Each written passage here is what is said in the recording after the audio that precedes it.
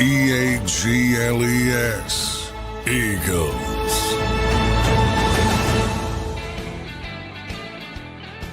Welcome in, everybody, to a Tuesday edition of Birds 365 here on JAKIB Sports. I'm your host, Zander Krause. That's my co-host, Johnny Mac, John McMullen, checking in for another Tuesday edition here on the show. JMac, how you doing on this Tuesday morning, brother? Finally here, which is, bad day for some people, good day for others. A lot of players will be on the street, so that's obviously disappointing. But after today, you get into regular season mode. It's been a long time coming.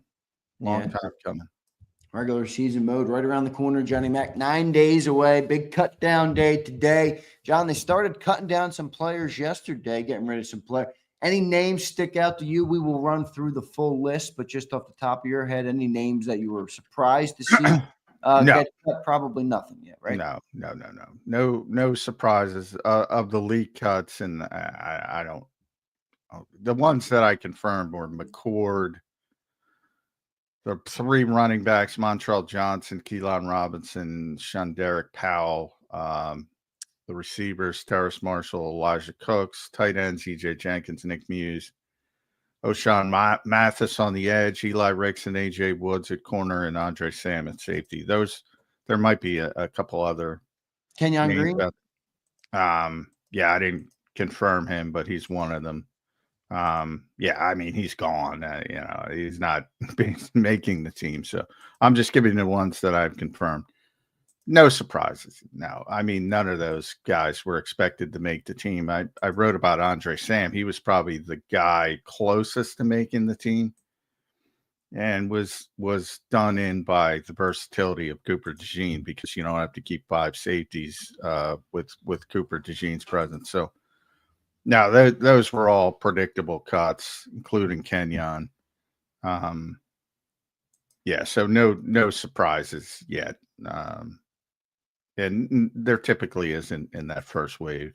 Yep, John, we talked about yesterday some moves that this team we're thinking that they might make. They got till 4. Well, not that they can trade whenever, but they do have the roster cut downs today are done at 4 p.m. So should be a lot of moves today coming up, John, with this Tuesday edition of Birds 365 here in the morning. We might be talking again later at some point today. I would assume we will anyway with the roster cut downs, but I'm thinking a trade is coming, John. I'm hoping a trade is coming. Yeah, I still believe one or two more are coming, and deadlines tend to spur action. As you see with Trey Hendrickson's not coming to Philadelphia, and Terry McLaurin's everything is worked out in Washington. So, when you get to those, in that case, it was a self-imposed deadline because they're veteran star players and they have to be in for preparation for week one. It tells you what they think of all season work for veteran players, by the way, the NFL. So a couple things there, but yeah, deadlines always spur action. So you're going to see a lot of movement from those first wave of deals that Howie made a lot of versus these deals, which are probably more difficult when you have to go to the deadline. You got some jockeying back and forth, whether it's about compensation or money or things like that. So, and then when it comes down to it, you usually get something done if it's a situation where the player's on the outs in their current city, or they say you're not giving me enough and we're going to keep them. So that's basically what comes down to. Yeah, we'll say. What'd you make of the moves in the move in the NFC East is Terry McLaurin, and then obviously that edge rusher move in Cincinnati with Trey Hendrickson. What'd you make of those two moves? 6 months of nonsense. Knew it was coming.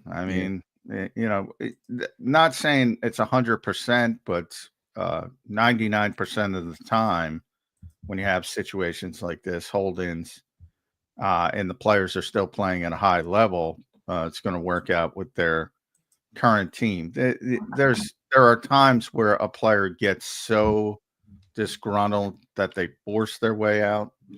But that was never the case in either of these situations. So, about six months of wasted goofy headlines and goofy speculations, and not only here but all over the NFL.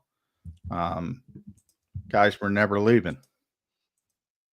Pretty good deal size for Terry McLaurin. I think he got, what, 3 years, 96? It's about what we talked about on the show. I'm like, give him a 3-year deal with it out after 2 years and give him $60 million guarantee. I think that's right around what they gave him. So kind of what we projected it would be, John, but they sure that up. That's a big thing for them coming into a season where they went to the NFC Championship game. They got a quarterback on a rookie contract. We always thought that was obviously what they were going to do. So they are now ready for the season to compete with the Eagles, Johnny Mac, the Washington Commanders.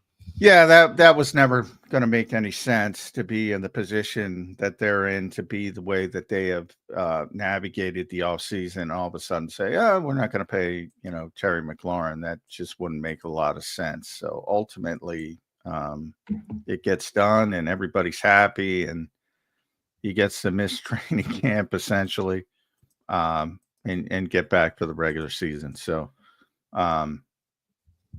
like I said, it says more about the NFL than anything else, especially with veteran players. So with all the talk about you need this, you need that, they don't think you need this or need that. They think these guys will be ready to go with, 2 weeks of preparation, basically.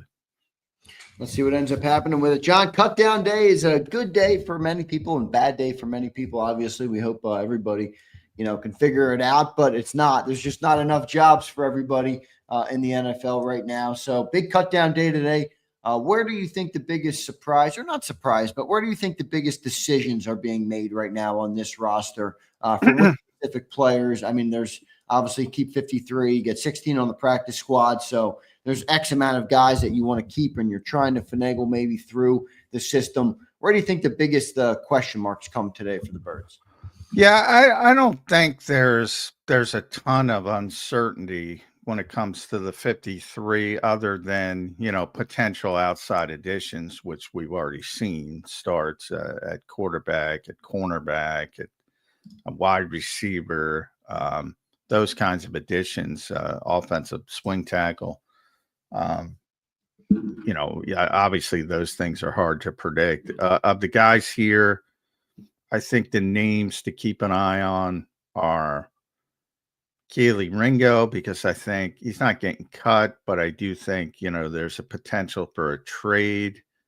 Anais Smith, which tells you a lot of different things. It tells you, how badly Howie wants to hold on. It tells you a lot about the punt return situation. Do you really want to put that on Cooper DeJean's plate in year 2 when he's got to play slot corner and likely base safety in the defense? That's a lot to put on his plate, even though I think he can handle it. But we'll see if they believe it. And then there's the injury. For some reason, people think, oh, he's going to get injured. I mean, it's like a football play. Of course he can get injured, but I can't really worry about that. He's your best punt returner. Why not let him return punts? Yeah, but because it's not as valuable as him on defense. Do you think Vic's okay with him returning punts? No, but I mean, that's there's You're never going to legislate injuries, but there's things you can do to increase your odds. I think there's a greater odds he gets hurt playing every play on defense than there is playing, being a punt returner. So and the greatest odds are if he does both, though. Well, yeah, because that's just mathematical. Right. You're adding the risk, I think. You're adding plays on the field. I mean, At some point, do you really want to, not use one of your best players that want to, you have a difference making punt returner versus a poor punt returner. Is what you're deciding by not putting him at punt. Maybe there's a situational element, John, like where, remember they used to do it with Devontae. We talked about that a couple of years ago. I think there will be a high leverage situational thing. Definitely, if they need a big punt return late in game, it'll probably be Cooper or Devontae. I think that'll continue. But So anyway, I have a fundamental disagreement with that, but I agree with you that the Eagles will probably lean in that direction and won't let them allow punts. I do So agree with if you were doing it, you would be fully fine with Cooper Oh, just yeah. doing Yeah. the punts. Yeah. I mean, I don't, that's and the Eagles say the same thing. You can't legislate injuries, and then they try to legislate injuries. So all right. But plenty of guys have done it over the years. Dion used to be a big time punt returner. He's in the Hall of Fame. I mean, he can do it. Why can't Cooper do it? To me, it doesn't make a lot of Do you sense. think it's But one of those modern NFL things? oh yeah, Yeah. oh yeah, oh yeah, no question about it. But anyway, so I mean, do I want to keep an eye Smith because he's a crappy? I just don't get that level of thinking. He doesn't Yeah, I guess deserve to make I this understand football. where you're coming from. I think I've just been kind of bullied into the thought that DeJean shouldn't be returning punts, but I'm open to be swayed another way, John. Well, yeah, I mean, if a Hall of Famer did it, why can't he do it? Dion's one of the greatest cornerbacks of all time.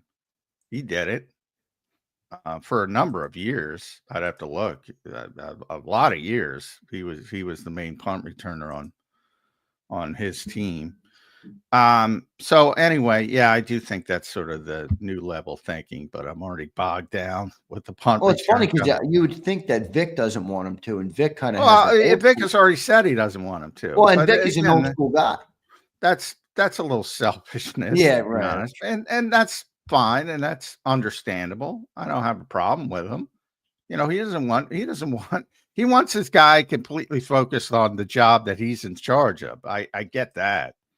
I'm not going to argue with that, but or Avery Williams. I mean, he's done nothing. Are you really going to keep him? Yeah, but does the depth of the secondary right now factor in? I mean, they got two guys right now that are I going to think their start. depth is fine. I think the issue is, do they have competent starters at cornerback? Okay, well, two if or they lose safety? Cooper DeJean, those competent starters are even worse. Well, I don't think so, because I think the difference between Jackson or Ringo or even, Jacorian Bennett, Mac McWilliams, who are probably going to make the team, is not that much of a difference. Yeah, but it's not those guys that would be put in danger that you would put at risk. It would be Cooper. No, I understand that. I understand if you lose a big time player, and Cooper's one of their big time players, I'm talking about the depth at cornerback. I think the depth is fine. Yeah, you're saying there's not much difference between 2, 3, and Yes. 4 or whatever. Yeah. Yeah. And the same at safety. I think the depth is fine. I think the difference between Sidney Brown and Drew Makuba and Tristan McCullum is more flavor. What do you want? Do you want the box safety? Do you want the coverage safety? Or do you want the guy who's really, sound and is going to line up correctly? It's what's your favorite flavor? I don't think you're going to see much difference from a production level, just different kind of production. That makes sense. I think the depth at the defensive backfield is fine. The issue becomes, do you have competent starters to replace Slay and CJ Gardner-Johnson? Yeah, and if you lost Cooper, you'd be really cooked. Well, yeah, they don't have a natural slot corner, but Cooper wasn't a natural slot corner until he was. Now, I'm not going to compare those guys, but I think Adoree Jackson could play in the slot. I think they've already cross-trained Mac McWilliams. He'd play in the slot. Obviously, you're not. Anytime you lose the one of the 18 or 20 players that make the Philadelphia Eagles, you're going to have a significant downgrade. So you can have the same conversation with Saquon and Jalen and AJ and Devontae and Jordan Mailata and Landon Dickerson, et cetera, et cetera, et cetera. Same conversation. Everybody's hyped up and given Howie Executive of the Year for getting back Fred Johnson. I mean, you saw it last year. They persevered. When I was writing about Fred, the PFF had him 74 of 81 or something like that. I mean, there's a significant downgrade. It's just better than what you had. So, you have that incremental improvement. He was 74 of 81. Yes. I mean, he wasn't replacing Jordan Mailata. The Eagles were persevering without Jordan Mailata. And they did a good job of that because they have a bunch of other good players. John, yesterday they waived Kenyon Green. I know you said you didn't confirm that one yet, but that was the one Jeff Kerr came in and said, I don't think Howie's going to accept defeat on that one. Well, it looks like he's going to. What do you think of that trade in hindsight right now, John? Well, I don't think the trade had anything to do with Kenyon Green. He was a throw-in. Yeah, but now you've officially traded CJ for basically nothing. Well, they were going to cut him. So, I mean. Man, they were really going to cut CJ? CJ explained the whole phone call with the hey buddy. We're going to release him. I don't get on that player. He was pretty cheap for a team. Well, partially it was about the money, but more about. It wasn't really about the money. That's what I'm getting at. It was literally about because he's a headache in the locker room. That is it. I think that's my speculation. I think if you're gauging it, yeah, the vast majority is the headache part of it. I think if he wasn't a headache, I thought if he was a model citizen in the locker room, he'd still be here. So yes, clearly. But the money is part of it, and the fact that they wanted to get the financial ducks in a row as well. And they said, all right, where can we cut? Where can we trim? Where can we do this? And one of the first thoughts is, all right, let's get rid of this guy because he's a pain in the ass, basically. So both parts of it, but you're right. If he were considered that model sort of Eagle citizen, he'd still be here. There's no question about that. But it never had anything to do with Kenyon Green. Yeah, well, I know that. I'm just saying do you think that they went too far with that move? Because they technically put the team, the organization, we have a better system, and we can prevail by giving up a good player because he doesn't fit what we want in the, to be that type of person, as opposed to you have a good player who checks a box on a roster spot right now that we have questions at, admittedly after him. And he was not making that much money. I mean, he was making $8 million. Well, I think from it's the old addition by subtraction. You're not going to replace the player. I always lean player. You saw the first time. It already happened. Were they as good? No. Are they going to be as good this year? No. Does that addition in other areas help more long term? Maybe. That's what they're betting on. But they're not going to replace his production this year. No freaking way. Cost them. I mean, they got rid of an $8 million. That's what I mean. That's why I don't like this trade. And again, I'm not going to harp on it. It happened months ago, but I did think it was interesting to just kind of. Well, we don't have to deal with it on the outside. Like they have to deal with it. Yeah, but they just prevailed and were successful with it. So it's not like it was to the point where it stopped the team from winning. And now they're estimating with a lesser player, as long as he's not a headache in the locker room, we'll be able to make up for it. I don't know if I agree with that assumption. I mean, you need good players. You tell me all the time, Vic is Vic. Well, I agree. Have good football players. It is about more than immediacy. Yes, they got worse at this position in the immediacy, and I think too many people get caught up in the immediacy. Again, the whole off season was built on preparing for what's coming on the financial front. He's part of that.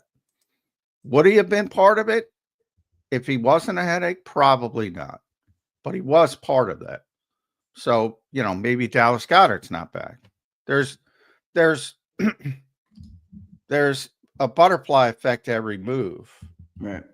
They were able to get Dallas to come back with a $4 million haircut, but maybe if they hadn't trade CJ and it was different and he's there, they said, well, no, we can't even have that discussion and he's not here. So there's a bunch of stuff that it's never just a one move. Right. I get that. We'll see. We'll see what ends up happening for a team that's trying to go back and win another Super Bowl, but I get it. Johnny Mac, another guy who got cut yesterday or waived was Eli Ricks, John. I was unsure if they would try and stash him. I know we didn't talk about him as being kept, but He's been kind of one of those camp bodies that we've had in Philly for a couple years, even made the preseason pick a few years ago and snuck onto the roster. I thought they might keep him with the uncertainty at corner, but obviously they did not.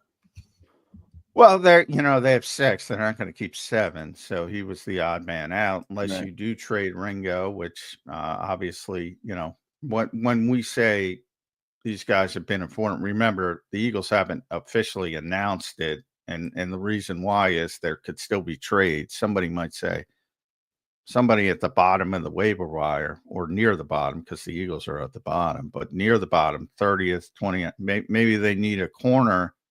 And they know Eli Ricks, or they think Eli Ricks isn't going to get through waivers, and they offer a 7th round pick or something like that. That's why, you always hesitate on these types of things. But until they become official, I think the only official ones are Thompson Robinson. The Eagles announced that, and they announced one more, which I forget, but I'll try to figure it out on the fly. But everything else has just been leaked to this point, and the vast majority are just guys getting cut. But there is a chance that they will get traded, and that's why it happens the way it happens.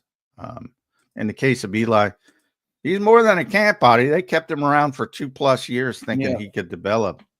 And I've said it from the start. He's got great ball skills, so I get why people get enamored. But he's not fast enough to play outside at the NFL level.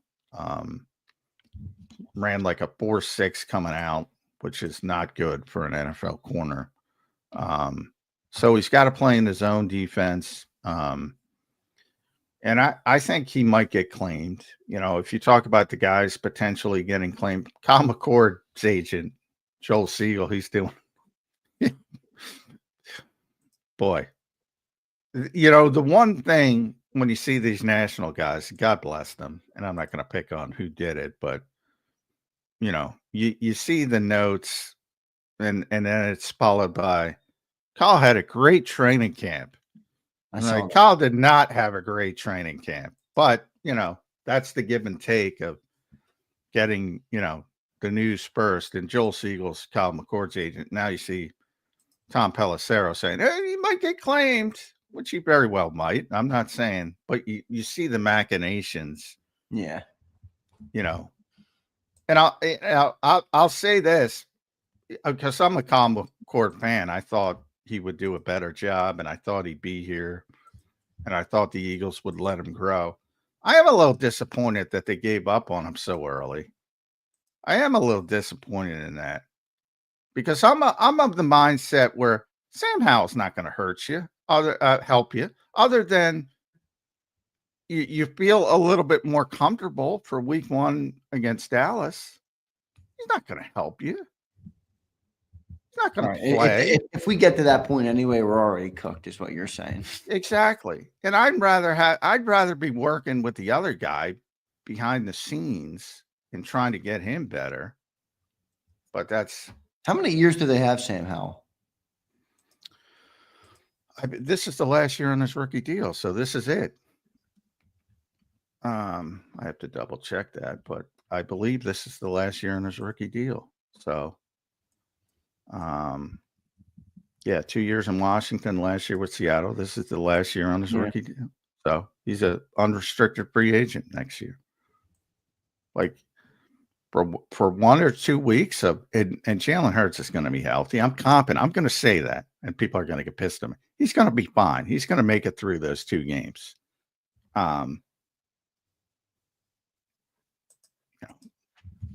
I don't agree with that. And then part of it is because we've talked about it a bunch. O'Connell's like the guy working with corner. So it resonates with me that he's like, I don't want this guy. I want Carson Wentz. That resonates with me. Yeah, I hear you. That part of it I really understand. So yeah, I'm a little disappointed that Kyle might get picked up, claimed on waivers. And he might not. That's Joel Siegel's handiwork. He's one of the best agents in the business, but we'll see. We'll see what shakes out.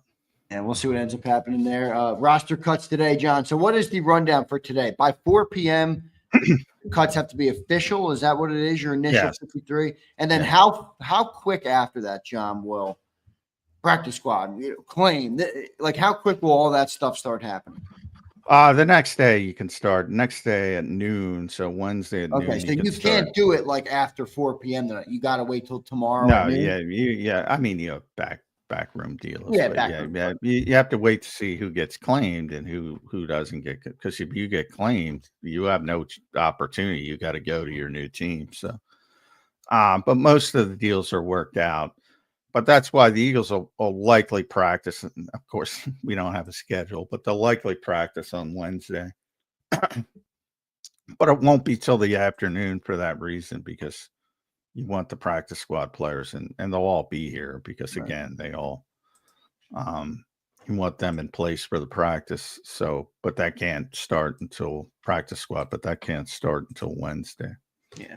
Kibo says, what are we down to now? I think the number's higher than we're thinking, Kibo. Most of it's just reported right now. Not a lot of them are official, right? There's only a couple that are official. There's only been a couple that are official. Yeah. Dirty Air checked him in a super chat. He says 5 to 7 round QBs are a dime a dozen. McCord sucks. Get him out of here. That's fine, but that's one of the big problems of the NFL is the lack of patience with young quarterbacks. That is a big problem in the NFL. And the Eagles are typically regarded as a team quarterback factory, which they don't like, but by the way, but that to have, developmental skills, I'll show them off. That was their own doing. They said that. Well, yeah.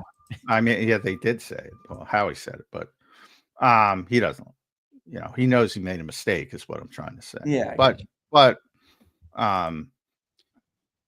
yeah, I mean, the lack of patience with young quarterbacks is, again, I'll bring up O'Connell, who had the great quote, more organizations fail young quarterbacks than young quarterbacks fail organizations. And I agree with him 100%. Rasul Douglas just signed with the Dolphins. I was wondering if he would be a name that the Eagles would bring in. No. But no, he's not a zone guy, right? He's a total zone guy. Oh, he is.